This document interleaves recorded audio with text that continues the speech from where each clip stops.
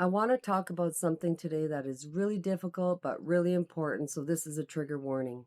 When people hear the words human trafficking, a lot of people picture kidnappings, strangers, or things they see in the movies. But trafficking and exploitation can happen in many different ways, and sometimes it happens quietly inside a home. As I continue to do my own healing work, I've started understanding that some of what I lived through as a child was exploitation and trafficking through manipulation and control. From the time I was about 12 years old all the way till 15, my body was used as some form of control.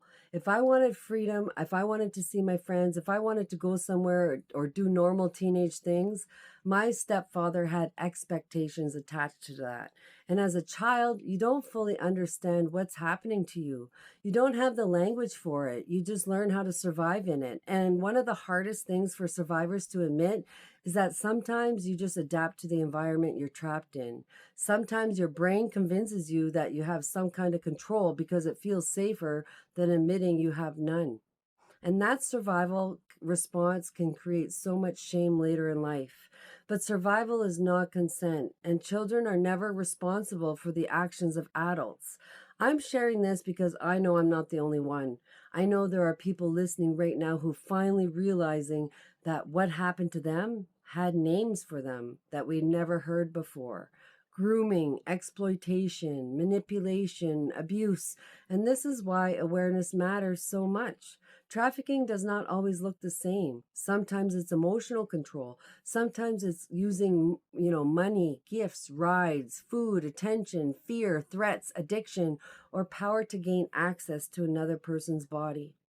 Sometimes it happens online, sometimes it happens within families, and sometimes it happens to children who are simply trying to feel loved, safe, accepted, or free. And we need to start having more honest conversations about that.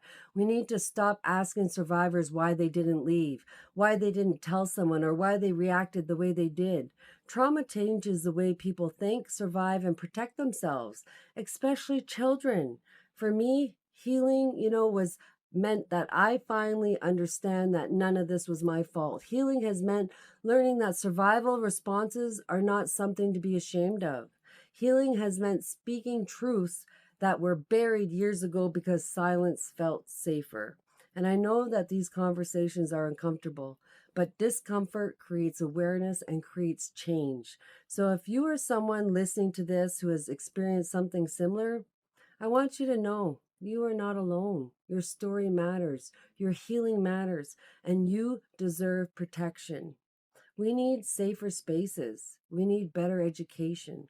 We need to protect our children, and we need our healing to happen more in our communities, in our homes, and within ourselves, because silence protects abuse, and truth could protect people.